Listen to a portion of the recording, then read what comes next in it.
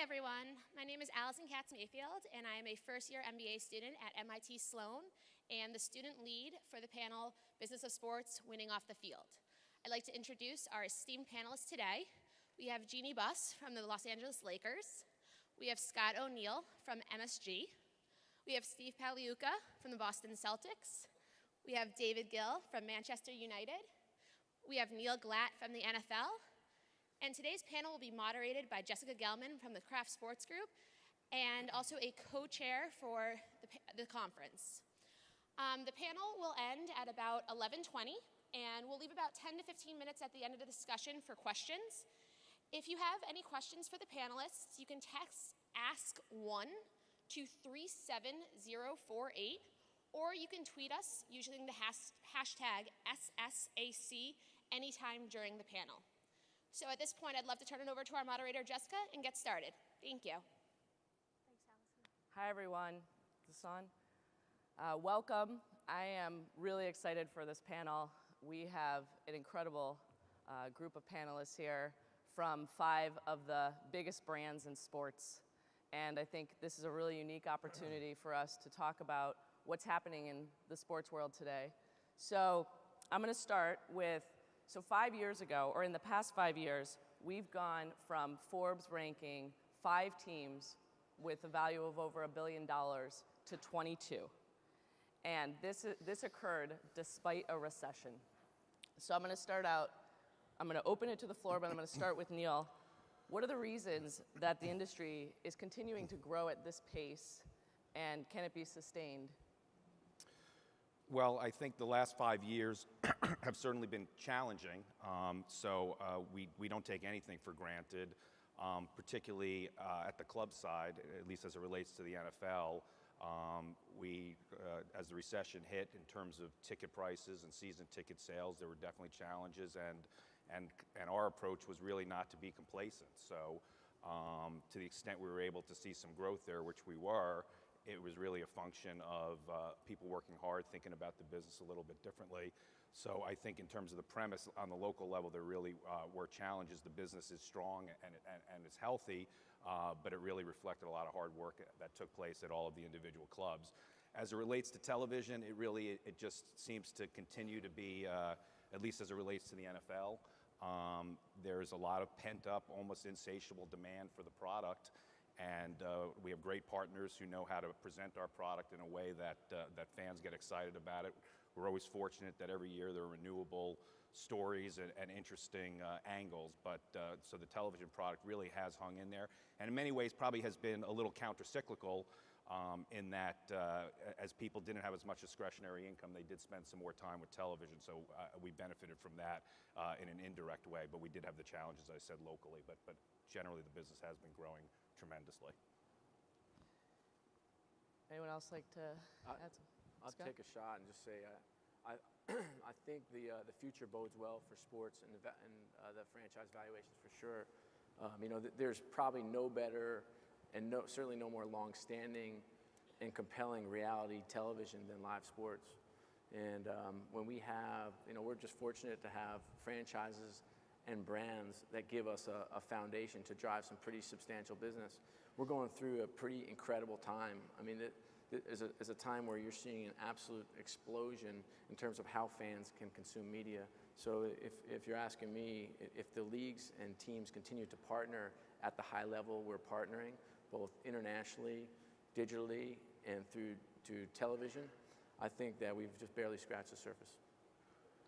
I think from our perspective, we play, I'll call it soccer though. If I was back in England, I'd call it football. But anyway, and the game, it's the world game, and the way it's structured and the way it's organized. And I agree with Scott in terms of live product, the television games are must see. And I think the investment that's happened, for example, in the Premier League over the last few years is paying dividends now in difficult climate. So whilst Europe is clearly a challenging environment, being a world sport, we've seen growth in Asia and other markets that have taken up some of the slack there and continue to provide that growth, which is very promising for us. And I think also from an individual club perspective, in these difficult times, austere times, there's been a flight to quality.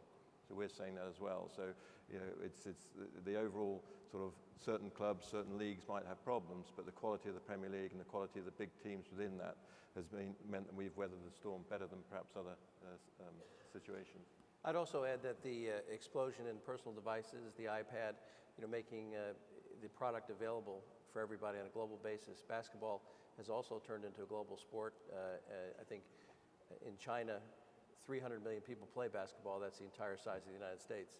So I think there's a great future as this globalizes, as you can pick it up wherever you are, on the subway, in a taxi, at an airport.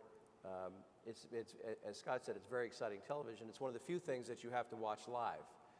You can't TiVo this. It's not as great, stored. And so it's become a great product for the television markets. So have you seen specific areas of the business dip and then new revenue streams come on? I mean, as we're talking about this, the PDAs and other elements like that? Well, fortunately, in the NBA, we haven't really seen a large dip. The stadiums are filled to 90% capacity this year. Attendance is up 20%. Ticket sales are up. Television's up. So far, it's been good. We saw maybe a little bit of a flattening of the growth during the recession, but right now it seems to be coming back, and the television revenues, because so many viewers are there, are getting even better. The promotions are getting better. So speaking about international phenomenons, I think one of the things that we deal with in sports are kind of when we capture lightning in a bottle and something unexpected happens. So, I mean, Scott in particular, recently with the Jeremy Linsanity, how have you been able to actually... Scott discovered Jeremy Lin. I've met 1,000 people now that discovered him. But he really did. Yeah. How have you been able to capitalize on the interest worldwide, really, Right. and in New York and in your arena in particular? Yeah, it's been pretty fun. I will tell you, every time, a lot of you are students here, and you'll find in your careers that there are people that will help you along the way in your career, and sometimes you don't know they're going to help you, and they'll go above and beyond, and sometimes you know them very well, and sometimes you don't know them that well, and I'm always pleasantly surprised by the willingness of people in this business to help. And for me personally, there's one guy I wanted to thank. He's actually sitting over there, and his name is Daryl Morey, and he's the guy who released Jeremy Lin. So I just wanted to give him this Lin autograph picture jersey here. I thought he'd really appreciate it. I need a hug. Come up here. One hug. Come on. I love this man right here. Come here. Thank you very much. Like I said, you never know when people are going to help you in your life. Thank you, Daryl. That was very spontaneous. You had the jersey with you. I have three more in my suitcase. That's true. You never know. You really never know. So Linsanity, it's every metric that we have is through the roof. Our merch sales are up 70%. After 4 games with him, 35% of our total merch business was Lin stuff. We've added 50 items overnight. Our ticket sales, we sell out all of our games, so it was more of kind of a spill off into the secondary market where other people made most of the money. Our TV ratings are the highest in MSG network history, which is just, it's almost outrageous. We're doing about 4 times what we did last year. Our web traffic is up 750%. Our video views up 2,000%. It's you can't even imagine. In terms of how you capitalize in the short term, there's not much. I mean, we're not in the merchandise business. We're in the ticket sales, sponsorship, and suites business, and we do TV deals and we do arena deals, but that's the business. The merch stuff is fun, and we'll make a few more dollars. Our per caps are up 20% or so, which is nice. But it's not really the business. The where we think we can capitalize is in Asia and doing some big sponsorship deals. So we're on our way over next couple weeks. So we'll make 3 trips. Jeremy's going over with Nike in the summer, and we'll hop along on that trip as well. And working alongside with NBA China, who I think have done an incredible job. This is a sports league that was in China 25 years ago. They have relationships. They put on games. They understand the landscape. They understand how to do business. and they're terrific partners with teams. I tell you what, they go absolutely above and beyond to make sure that when we're prepared to do business in China, how do we collaborate and do big deals together? So I think that's where it's going to be. Obviously, it takes a little pressure off. We have our renewals going out. It's fun. That's all I can say. I feel lucky. Sometimes it's better to be lucky than good. Well, as a former Harvard basketball player, obviously very proud of Jeremy Lin, so congratulations there. I think, it's interesting when you're talking about going to China. A few years ago with Neil, actually, we did some efforts with the Patriots and the NFL overall, making an entry into China. And when we were over there, the only real thing they knew about the NFL at the time, obviously changed significantly, was that our quarterback was dating Giselle. So, but I think what's really interesting is Man U was on the verge of going over there for a tour. And I think, David, if you can provide some perspective on how you're actually able to capitalize on this worldwide interest in Man U with over 23 million Facebook followers. Yeah, I think, from our perspective, as I said earlier, we play in the world sport, so there's a good structure whereby you've got the FIFA running the World Game and the World Cup. That then leads down to the European Championships with UEFA, but also the club competitions and the Premier League. So there's a good pyramid there. And so what we've benefited from having the Premier League, which started back in '92, is a very well-structured league, has a good distribution system for its revenues, which makes it a competitive league. It was very, very well organized, got into China, and we've, off the back of that, we've managed to grow the business, managed to push out. And I think, like a lot of the sports franchises, we're pretty small as a business. We turn over £330 million a year. It's a high margin business. We have 700 employees, but we're partnering with worldwide brands, whether it be Nike, our shirt sponsor Aon, DHL, our training kit sponsor, and what we can do is sort of work with them to achieve their objectives in those territories, those markets, achieve our objectives, and that's what we're doing to go forward. So I think the very fact that all of our games are shown live over there, and all the sort of the following for the sport is only getting bigger, as we just talked about, and we can capitalize on that and make it sort of available. The challenge for us is getting team over there, because our season runs from sort of middle of August through to the end of May, and we can only do one major tour a year. We've been to America the last 2 years. We're planning to go to Asia sort of next year. So what we've tried to do is make ourselves available, yes, through the Premier League, yes, through sponsors, but also through having individual mobile deals in certain territories, providing content that way. So it's a real opportunity, but it's a challenge to be front of mind in all of these territories, and that's what we're looking forward to sort of going forward with. At a meeting yesterday on a new application as to how we can get through on that. How can we use that? New technology has been said earlier. How do we sort of garner the opportunities there? So it's a great thing to have in front of you. It's somewhat daunting, but the opportunities are there for everyone to see.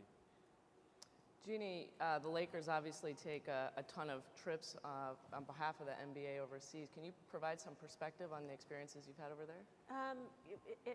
It's nice to be a recognized brand around the world, but when you take your team overseas, it cuts into your preparation for the regular season. But certainly, that's what's great about the NBA is that they have identified markets around the world and have made the Lakers and the rest of the NBA teams international brands. But it's a constant fight with the coaches and front office about, making that trip to China and the effect that it has on the regular season. And I think that, this is something I think any of you can speak on, but actually maintaining that balance between the business needs and the opportunities along with the team needs and opportunities. And I open that up for... I think from our perspective on that, just quickly, I think Ginny's right, but we always start with, it is preparation for the season. So we would sit down and Alex Ferguson and his coaches would say, yes, I'm happy to do that, I'm not happy to do that. They understand the commercial requirements, but we don't push it. They would sign off on everything, and I think that's the way to do it. If you suddenly say you've got to go there or here, I think it's a dangerous territory, and I think you've got to have that buy-in from your product, i.e. all the football staff, to make sure that it works appropriately. So then I think we've got a happy balance. There's some hidden benefits from doing these types of things as well. Our championship season, as you remember, in 2008, I think it was the first time that the NBA was starting out in Europe, and we were selected to go to Rome and then London. And we had a brand new team with Kevin Garnett and Ray Allen, and the guys hadn't played together. So the coaches and general manager used it as a bonding experience. So they took them to the Coliseum. It was incredible. Italy is basketball crazy, and I've never seen anything like it. We used to go in the bus from the hotel. The stadium was across where we practiced, across Rome, and there were at least 30 police people that took the bus at rush hour across Rome, shut the whole city down, gridlock, as the bus went through to practice for 5 days in a row. So our coaches, I think, did a great job making the best of it and really bonded the players together, then took them to London, and we ended up winning a championship. So there's not all downside to taking a few travels. Well, and we shifted our business model a little bit. International has historically at the NFL been a league-wide initiative, and a lot of that's been television relationships, and it originally was preseason games. There's been a real push to concentrate on a number of markets, the UK being one of them, and bringing over the live regular season games. I think some clubs are interested in doing that, others are not, but we shifted the business model a little bit in that clubs can have an incentive financially to invest more in specific markets, play repeated games in a market. So this way, clubs are a little more interested in doing it for those clubs that weren't as interested before.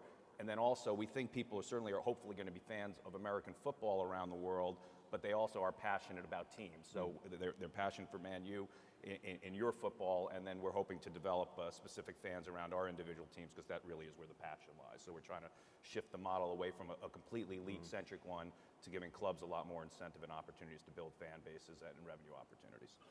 We spend a lot of time talking about partnership between the business and hockey and the basketball side, and how we work together.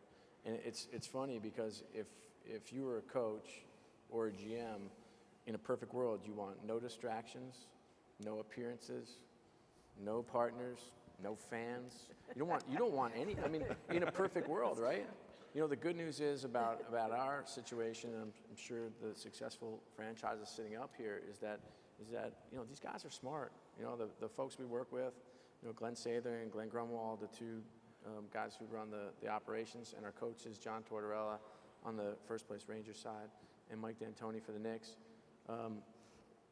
They understand the business, and so we just talk about what makes sense. And you know, come March 1st, for us, what we do in our organization, March 1st, players can focus on the stretch run, the playoffs. They're untouchable from a business side. Now that being said, we still have the same demands, so we just push more things up earlier in the season and in preseason and the off season. But we have real conversations, and if there's an issue, we pick up the phone or we go see each other and we have a conversation. I think it's like, I think sometimes you forget when you get in these businesses and all the glitz and the bright lights, the fact that this is people working with people. And I think, you know, we've been really fortunate in New York to have terrific people that understand that together, you know, if we can generate additional revenue, we'll have a little more flexibility on the player side. This is how life and business works. So we're talking about balance, and one of the biggest opportunities and challenges, obviously media is critical, and having those relationships is so critical. But at the same time, with so many people being able to consume the game, not in the stadium, you know, is this really good for the game always? And how, in particular, are you guys approaching improving the in-game experience to keep fans coming to the stadiums or to the arenas? You know, at the Celtics, we bought the Celtics 10 years ago, and they had kind of a grainy, you know, small jumbotron at the stadium, and not a lot of fan amenities, not a lot of connections with the fans. So we worked with very successfully with the Bruins to help fund state-of-the-art at the time, you know, large jumbotron, and that's become a centerpiece of the experience. We have families coming, everybody likes their 15 seconds of fame. We drop parachutes from the ceiling, so there's always something going on in the game. It's interesting, the Celtics, for the first, I think, 30-something years of their history, we were the only team out of the 30 teams that didn't have cheerleaders. That's right. And, and when we bought the team, Wick and I, the first thing we did is we went to Washington, D.C. to meet Red Auerbach on the second day. And we said, do you have any advice, Red? And he said, draft instigators, not retaliators, and never have any cheerleaders. That's because the Lakers were first. We had them first. In the NBA. That's why. And Red, so it took 5 years. So we had a plan in our briefcases about having cheerleaders. So we quickly shelved that, and we told Red that we'd have kind of athletic people come in. And so we had men and women that were throwing T-shirts in the stands, dressed in sweatpants. And finally, after the 4th year, we saw Red, and we said, Red, we'd really like to have cheerleaders. We're the only team that doesn't have cheerleaders. We'd like to have cheerleaders. And he said, well, why do you want to have cheerleaders? We said, well, because we've got a sponsorship from Mohegan Sun for $500,000, and we can get better players. So he looked up and he said, that's a no-brainer. So great. today, I think we now have the best cheerleading squad No. east of LA. My dad. North of New York. Sorry.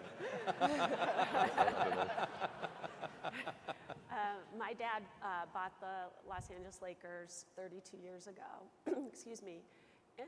Excuse me. And in the early 80s, he made the decision to start a cable channel to show the Laker games on this new distribution cable. And I was panicked, and I said, Dad, if you televise all our games, nobody's going to buy tickets anymore, and it's going to ruin the business. I mean, I was 20 years old. What did I know?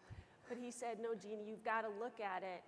We're going to expand our fan base because only 17,000 people get to go to a game, and this way we can have more and more fans because they'll become engaged with the team if they can see every game. And of course, he's the visionary that I've learned, hopefully, some things from. And now we're in a position where we are launching with Time Warner, a new Laker channel.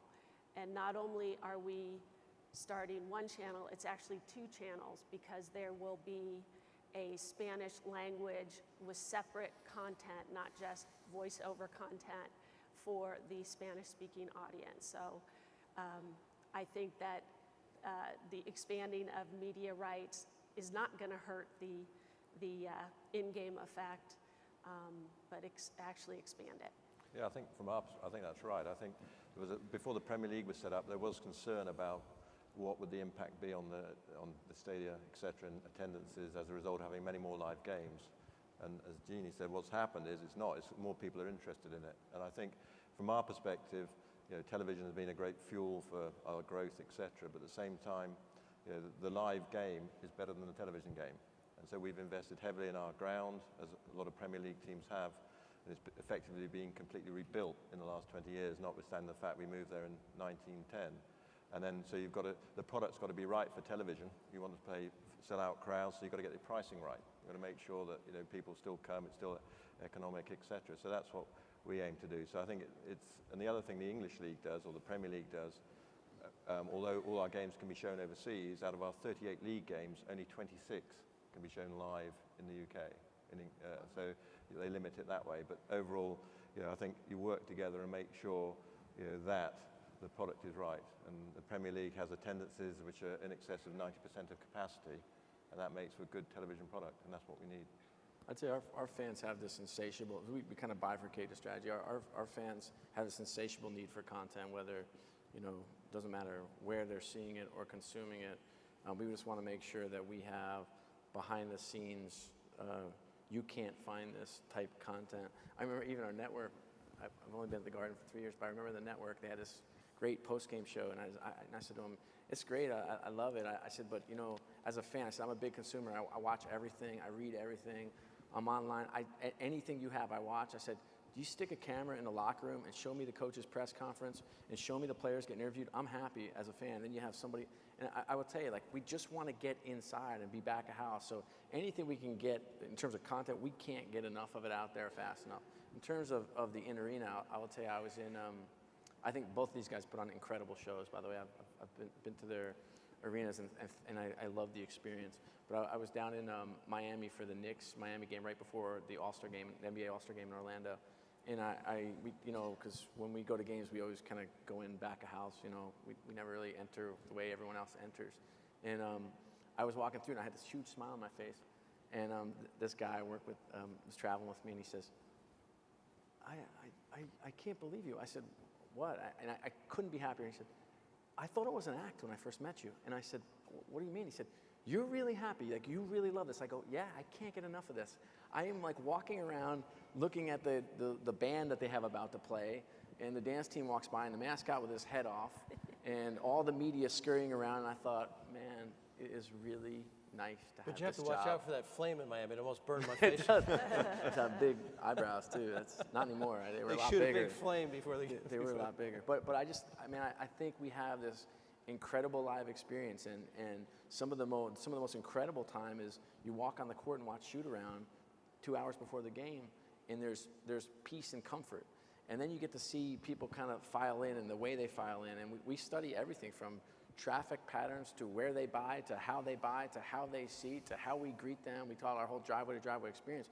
We spend an ungodly amount of resources, time, and energy making sure that when people come, it's a phenomenal experience and they'll come back. There are a lot of other choices out there. There are. And it's not just sitting at home and watching TV. They can go to other arenas. We have 3 in our market. They can go to the movies. You can go out to dinner. Like, there's so many other opportunities. So we cherish our time. And, we're more reasonably priced than these two, but it's still expensive to come to a damn game. That's So- after you pay the taxes in New York. But So I'm gonna, the interesting thing is this interconnectivity with Twitter, Facebook, the connection with the fans and the players, and even the players are aware of it now, sometimes good, sometimes bad on Twitter, has increased interest, as well as watching it on television. Dr. Buss was a visionary and got it on television. Now it's exploding into constant contact, and I think the players realize it's good for the league and good for them, and everyone's having a greater experience getting behind the scenes and seeing all the things that, bring them in, seeing all the things that we see and take for granted. It's true. Well, I'm only here because I'm hoping I get 2,000 more followers on my Twitter. But it has become an experience, and I usually don't travel with the team during the playoffs, and so I hang out with my Twitter family, and we talk about the game, and they crack me up, and it's if the Lakers are behind, it's like the sky is falling, and then we win a game, and it's love again. So I do think that Twitter has added that extra element for the fans to connect to the team, to the players, to the front office, and it's important to listen to those voices. So I agree, the media is very helpful, but in the same respect, people want more from their in-game experience because the cost of attending a game has escalated at such a rate. So, Neil, I'd like to get some perspective from you on how you're approaching or how you are helping the NFL and the teams approach that. Well, I think similar to what David said, obviously television is a critical component of our business and will continue to be, and it does develop that fan base much beyond who can attend on a week-in, week-out basis. But from a dollars and cents standpoint, getting people to go to the games is still critically important. And we spend a lot of time focusing on it, and it's also important, not only from a business standpoint, it really is important from creating that outstanding television viewing experience. So from the league standpoint, it's been a priority for at least the last 15, 20 years. Most of the thrust at the league level has been around stadium financing. We talked a little bit about earlier about investing in stadium facilities. So the NFL teams have, in public-private partnerships, has been about $10 billion in 26 new or substantially renovated stadiums. We have a stadium financing program that it was previously called G3, and that was about $1.1 billion of league money.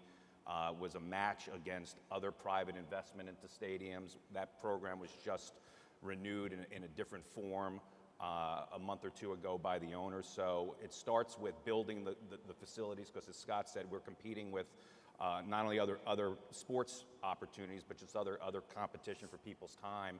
And going to those venues has to be a unique event. There's a reason for me to go there. I want to be part of something.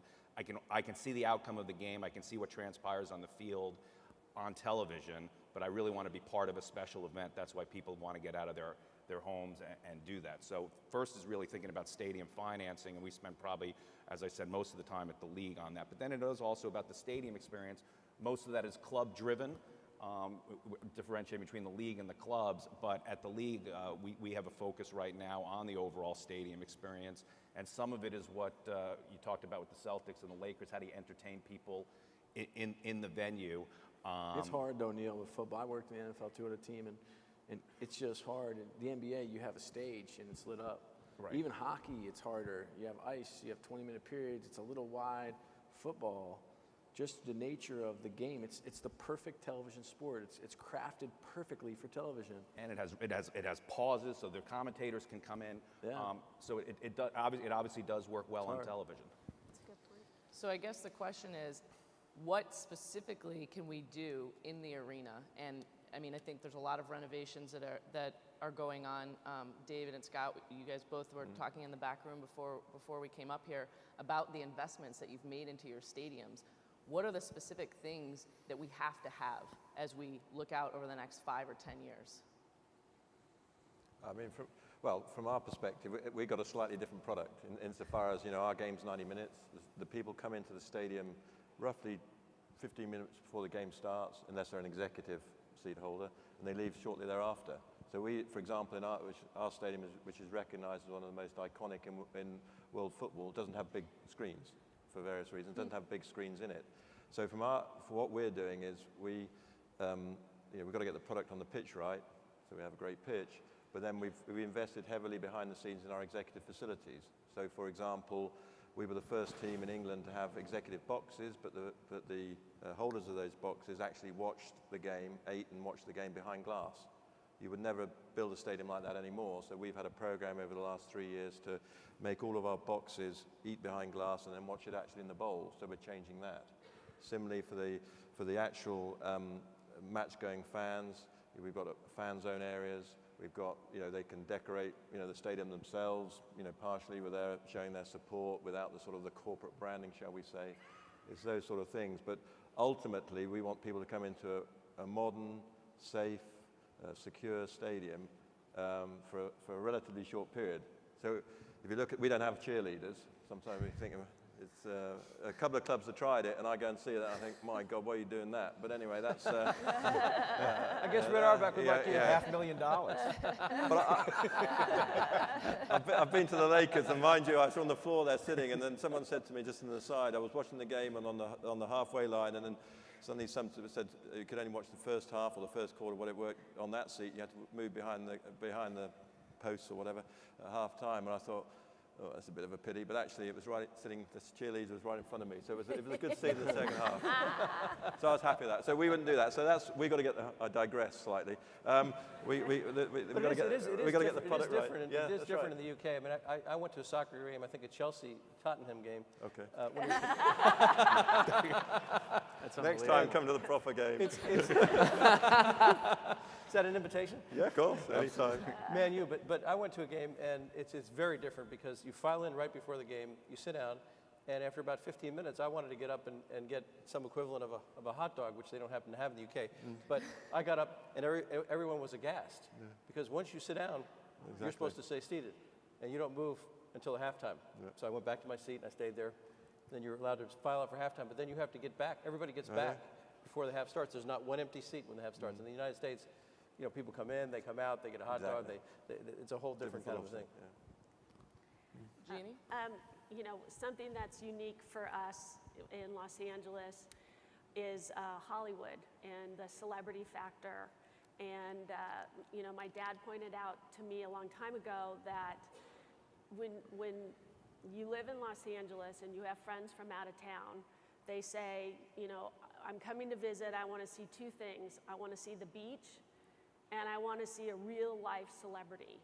And there's really only one place where you know that if you take them, they're guaranteed to see a celebrity, and that's a Lakers game.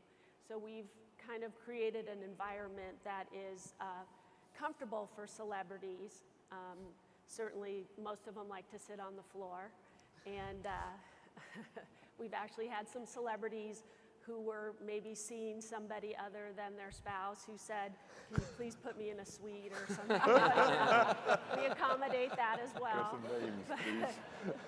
What we've done at Staples Center in the last few years is we changed the lighting so that only the court is lit. It's kind of like boxing, where it's all about the show and, you know, keeping the lights on the performers. We make sure that the people sitting on the floor are also in that spotlight for that reason.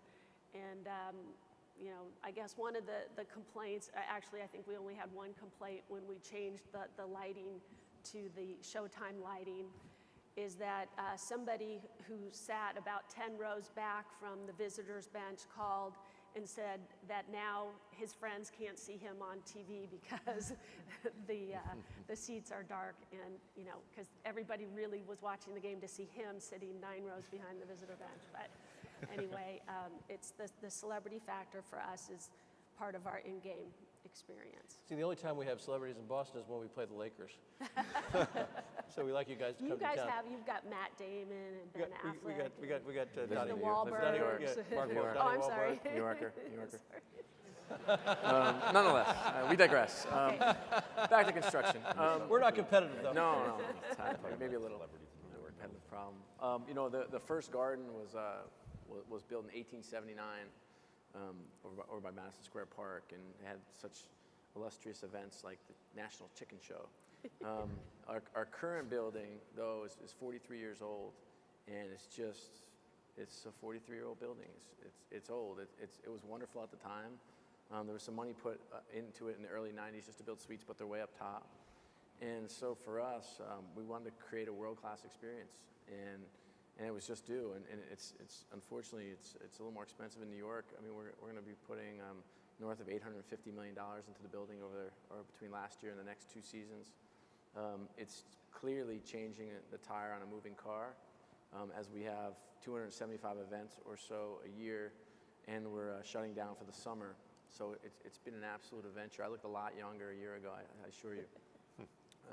But what we think, the way we look at the venue is if for a Knicks game, for example, you know, we have a seat for $10, so it's cheaper than going to a movie, and we have seats for north of $3,000. And so we want to make sure that those that are the higher paying customers are getting an experience and can do business with each other. That was my biggest frustration when I first got to Madison Square Garden, is there was no business because it's a who's who of corporate America. Just look around, it's incredible. I just wanted to create a couple areas where they could do business with each other and do business with us, which we've done. It's been amazing. We also upgraded the food level quite a bit. Food is, you know, I've traveled, I've been to every arena in North America. I've eaten a lot of chicken fingers is my thing, not hot dogs, but nonetheless, eaten a lot of chicken fingers. And what we did was we created a partnership with some of the top chefs. So you're eating healthy, that's good. Yeah. So, well, I eat healthier now. So we created a relationship with the top chefs in New York, and they created signature dishes for us. So, you know, Jean-Georges or Drew Neapolitan or Carmelini, they've all created these incredible dishes. And you can come now to the garden and get a shrimp and lobster roll for a mere $20. And I will tell you, it's incredible. It's gourmet food. And, you know, with the types of folks that are coming to our games, it's not the money. It's about, can you get me better quality? And so we have incredible, you know, dishes from Nobu at our place. It's just absolutely kind of, we're trying to revolutionize and change the experience of what it means to come and experience sports and entertainment in New York City. So I'm going to change the focus a little bit and talk about, we have representatives from, in this case, 4 leagues. And so I'm going to ask the question, if you had to start a league from scratch, what revenue sharing structure would you design? How would it be different than maybe what you're currently operating under? Or what are things about the current one that We you like the change? premiership model, Jeannie and I. I'm not touching that one. So, no. David, maybe you could provide some. You guys figure out a new system for it. David, in your model, if you don't win, you can be bumped down, right? Is that true? I mean, I think, yeah. That's a terrifying thought. It is, and it's, I won't name them, but apparently some owners took over a Premier League club and apparently didn't realise that. So I'm not quite sure what their due diligence was like, but it clearly wasn't that good. But that's the concept. You know, one of the concepts of English sport is that you can aspire to it. There is relegation, so 20 teams start in the Premier League each season, 3 of whom will drop out at the end of the season, and 3 will come up from the division below. So over the time of the Premier League, 20 years, there's probably, I think there's 7 or 8 teams who've been in it for that duration. So there's been a number of other teams who've come in, come out, etc. So, but the model of the Premier League, I think, is a very successful model. There's always an issue, the bigger clubs versus the smaller clubs versus the medium clubs, on how the revenues are divided. But the Premier League set up back in '92, as I said, and of the television money, the domestic television money, each gets half, it's split equally, 50% split equally, 25% is split based on how many times you're on television. So that 26 I said earlier, you get roughly £500,000 each time you're on television. And the final 25% is where you finish in the league. You finish bottom, you get 1 share, you finish top, you get 20 shares. So there's quite a sensible collective arrangement there. And then similarly, the overseas TV rights, which have actually been growing quite substantially over the last 20 years, they're divided equally amongst the teams. So what that means in total is that effectively the team at the bottom still does very well, and we think that creates a competitive league. And so we received £60 million last year by winning the Premier League. The team from television, the team that finished bottom got 40 million, so a ratio 1.5 to 1.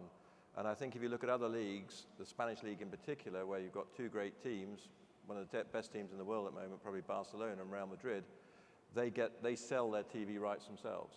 So the ratio there is something like 12.5 to 1 in terms of what they get versus the bottom team. And what you're seeing over time is becoming a less competitive league.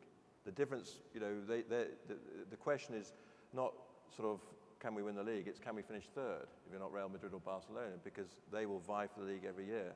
So we're very comfortable with that share. And what the league does, the league concentrates on selling those television rights. It also sells the title sponsorship, which is the Barclays Premier League, and then it sells the ball, because we all play with the same Nike ball, and they can play with any ball. But the rest of the rights are left for the clubs to exploit, the clubs to manage. And we think that works very well, and it gets the right balance between having a strong collective, but also having the opportunities and the ideas for the clubs to be innovative, to invest and garner that income around the world. So that's how we would do it. But we would never get rid of a closed league. Go to a closed league, I think that would never be acceptable in European football. Is that because there's hope for teams to move up? Yeah, and that's very much so. You've got, for example, Nottingham Forest, a very good team. Well, they were a very good team. They won the top European Cup twice in a row, 2 years in a row. They had a fantastic manager in Brian Clough. They're now towards the bottom of the second league, but they aspire to get it back up there. So that's how it works. And I think to have that aspiration, and what we do help, just very quickly, I've been going on, we do help when a team drops out of the Premier League. We have what are called parachute payments. So they don't go from the Premier League TV income to the Championship income straight away. There's a 4-year time frame over which they get help with money to make sure they can continue to operate, meet player contracts, etc. So that it's not such a falling off the cliff. It's a hill, but it's not a cliff, if you know what I mean. So that's what we try to make work. Wow. So that's a very different structure than we have here with the NBA and the NFL and the NHL. But one of the big challenges, of course, is that there's no salary cap. And so the players' costs are rising at such a particular rate. Is that No, it's just a statement. They are. It's an observation. They are. It takes kind of the questions from the Twitter and. Whilst they come in, yeah, it is right. The player, salary, sort of probably going up 15% per year. So it's a real challenge for clubs. And how we manage that as our club is we have a goal whereby we say that no more than 50% of our total revenues must go in salaries, not only player salaries but coaching salaries, administrative salaries. And I think if we can maintain that sort of ratio between 40 and 50%, we can still compete for top players, can still buy players, give them appropriate contracts or re-sign players, but we still have enough money left to invest back in the business. So we have it's an unwritten cap as such, and that's how we operate. Well, in many ways, our model's not that different, at least as it relates to the revenue sharing aspect. 80% of NFL revenues are subject to sharing in one form or another. And with the salary cap that we have in place, essentially clubs are then in a position to cover their player costs with the nationally generated revenue. So that puts them in a pretty good position. Then they have an incentive. Do they want to invest in their stadiums? Do they want to invest in growing those revenues locally? They can then make those business decisions, those trade-offs. There is some league financial support, as I said, in terms of building the stadiums, but generally they are the entrepreneur who has an incentive to grow the business. So you've locked in an ability for every team to be competitive on the field, and then you haven't taken away all of the incentive for clubs to go out there and try and find additional dollars to try and create new creative fan offerings. So we think it struck a good balance. Have you fine-tuned it to the right percentage?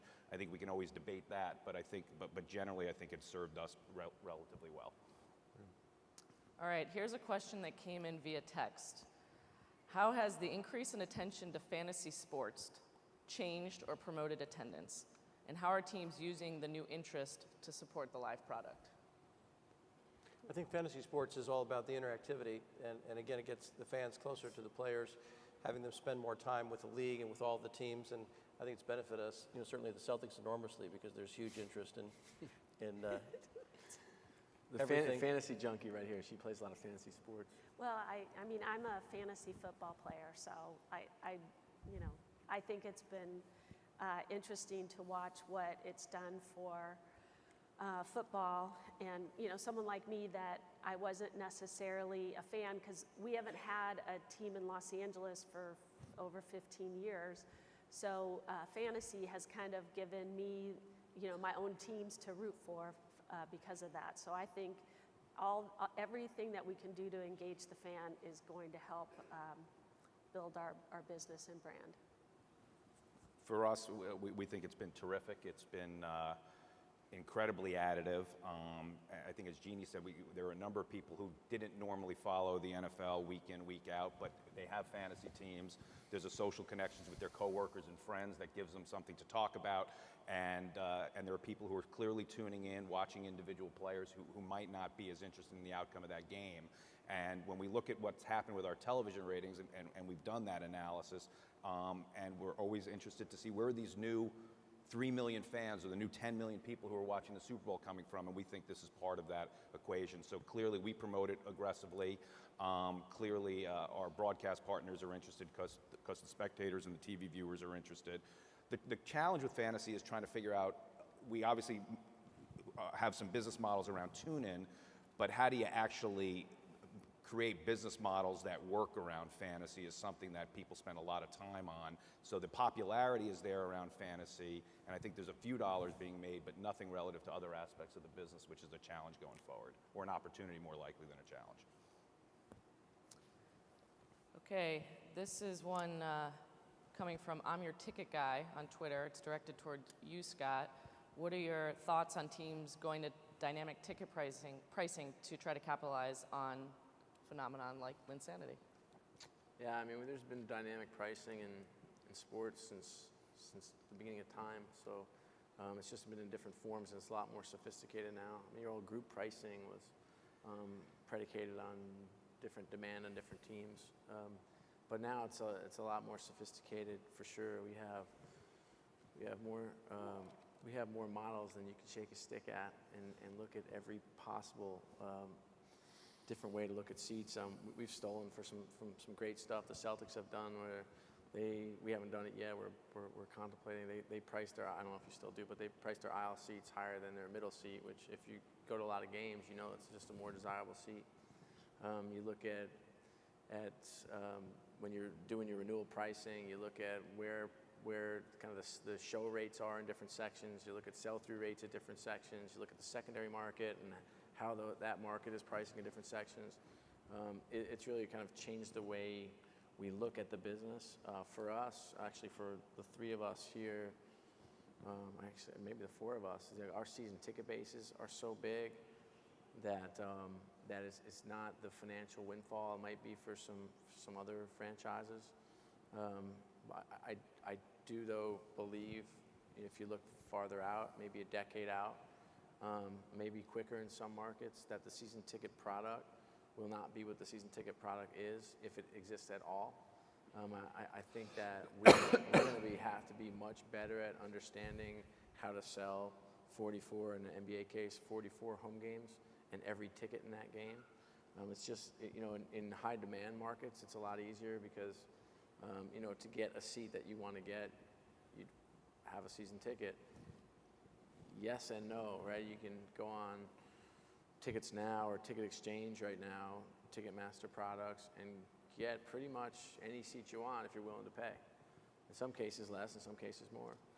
And so the implication is not about dynamic pricing. The implication is what has the secondary market done to the core driver of the revenue of our business, and how that's going to impact us 10 years from now, and what skills and abilities do you need to develop over this next decade so that we can continue to kind of perform at a high level. I think that's a better way I'd frame the issue. Okay, this one to David Gill from MikeBoard23, came in from Twitter. What does MLS need to do to become an internationally competitive league? It's quite interesting because as I say, we were here in 2011 and we were here in 2010 with our pre-season tours, and we saw changes even in those years in terms of the hotels we were staying at, the fans queuing up outside to meet the players, get autographs, etc. I think the MLS is moving in the right direction insofar as soccer-specific stadia. We played in Kansas and not at the stadium. We played in the Royals, but they moved to a new stadium. We trained down in Philadelphia. So I think getting the product right there in terms of the experience and going to appropriately sized grounds is in the right direction. So that's the actual infrastructure. You've got to get the training right in terms of the academies, in terms of developing young players, getting them up through the system. That's also having appropriate coaches and making sure that you can develop the talent. And then, ultimately, in my opinion, the MLS will continue to grow, continue to improve, but the best players will gravitate to the bigger markets, to Europe. There's nothing wrong with that. They'll still continue to play with the US, but the big money in football is in Europe, whether it be the local leagues or the actual European-wide competitions. The salaries are there, etc. So I think that will happen. And as I say, it's no bad thing because you get more stars coming over. They'll go back and play for the national team and do that. But the MLS, it doesn't have promotion and relegation, which we talked about earlier in terms of what we have and those sort of things. So I think, I know we know the MLS well, we know some of the teams well. All the investments being made by Don Garber and his team are moving in the right direction, but it'll continue to improve. But to say put it on a par with the Premier League or La Liga in Spain or the Bundesliga, it's not going to happen in my opinion. That's not to say it won't have a very vibrant, well-structured league, but it won't ever sort of be up there. Well, ever in my lifetime. Strong words. So just a general question to all of you. Are teams or leagues, are they innovators or followers? If they're followers, which companies are they mimicking? If they're innovators, who has copied you? That's a philosophic, large question, but I would say certainly from the NBA specifically has been fantastic in terms of embracing technology, going global. David Stern has been way out ahead of the global trend back in China a long time ago, before basketball was even large there. So certainly the NBA has done a fantastic job helping us in terms of digital products.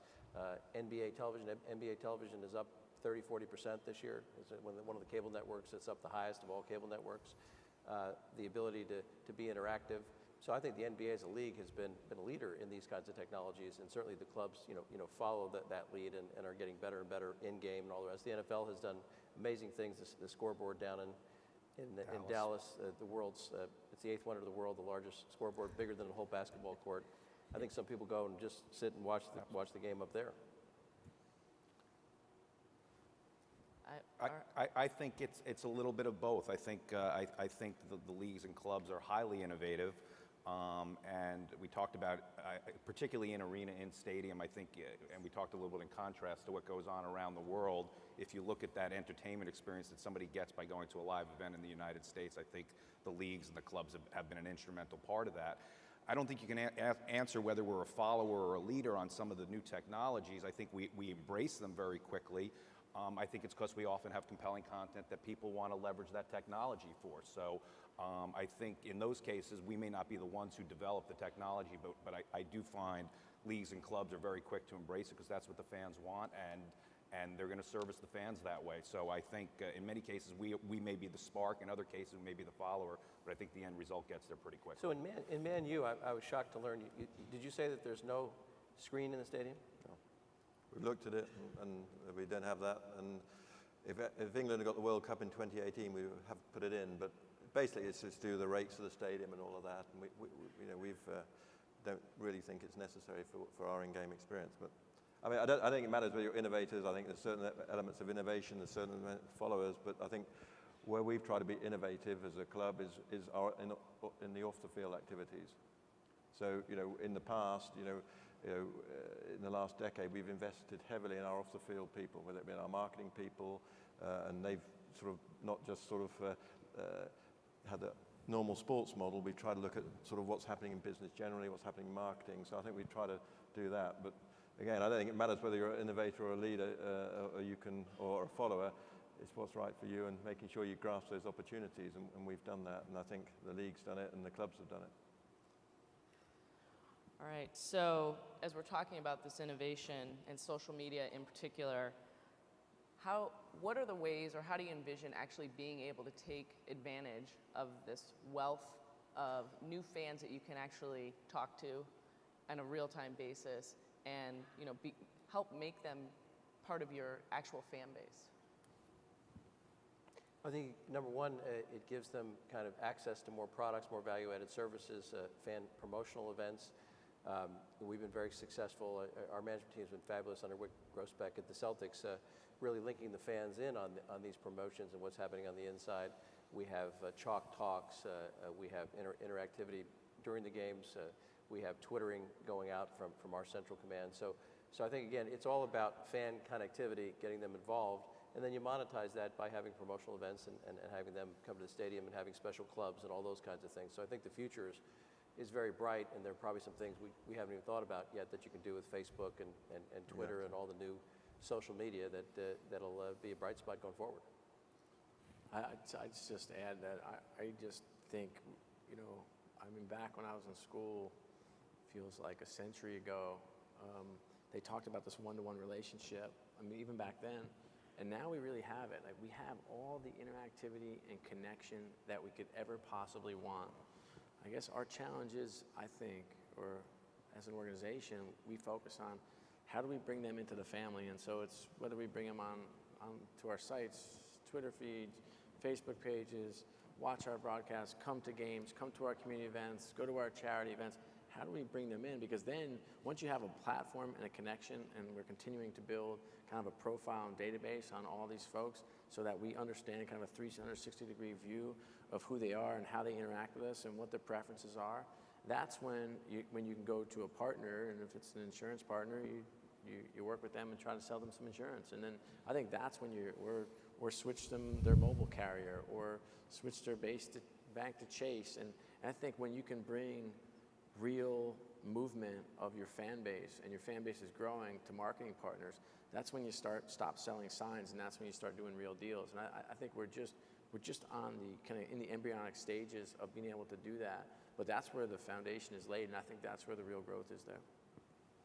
All right, well, we've reached the end of our panel. I would like to thank all of you for a very interesting conversation and for coming to the conference, and thank all of you guys for listening. Thank you.